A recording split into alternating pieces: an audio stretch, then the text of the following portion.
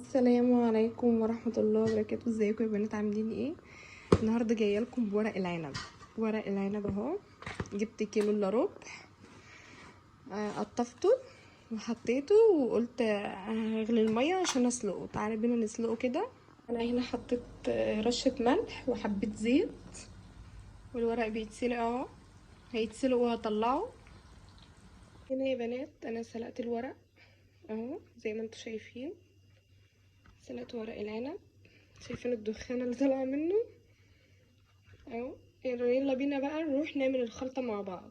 بصوا يا بنات، انا عشان اكمل خلطه المحشي حطيت زيت سمنه هولندي، واحط البصل، سمنه روابي اهي، احط البصل،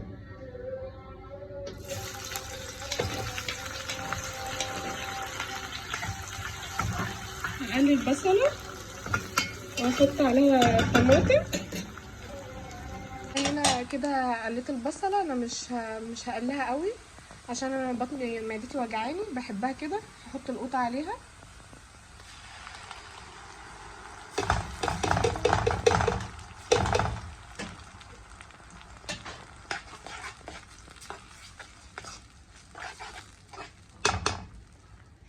احط البهارات،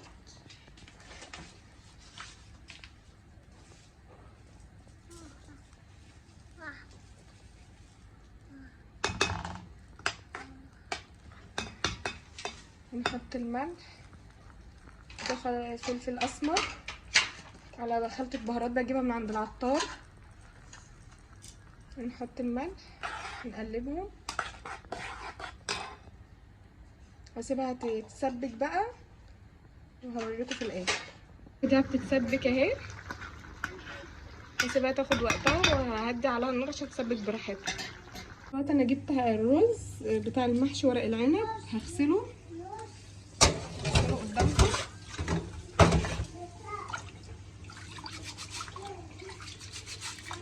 انا سبكت التغذيه وهحط عليها الرز،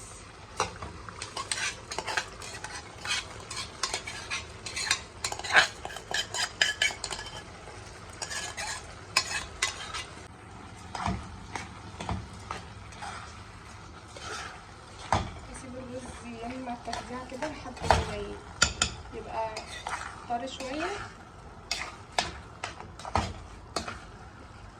الخضره اهي انا نقيتها وغسلتها كويس وقطعتها، احطها على الرز وهنقلبهم مع بعض. انا مظبطه الرز وعامله الملح بتاعه، مظبطه طعمه يعني، الملح حسب رغبتك انتي برضو. حطينا فلفل اسمر، ولو عندك اللي عايز تحطي مرقه دجاج بتحطي. نقلبه. الرز على فكره هادي، منزلاه من شويه من على النار، نزلته يهدى شويه. نقلبهم مع بعض كده، وهوريكم وانا بلف الورق. هنا يا بنات سقيت المحشي، سقيته شوربه لحمه ضاني، هيغلي لحد ما الميه تنشف من عليه كده، وهوطي عليه.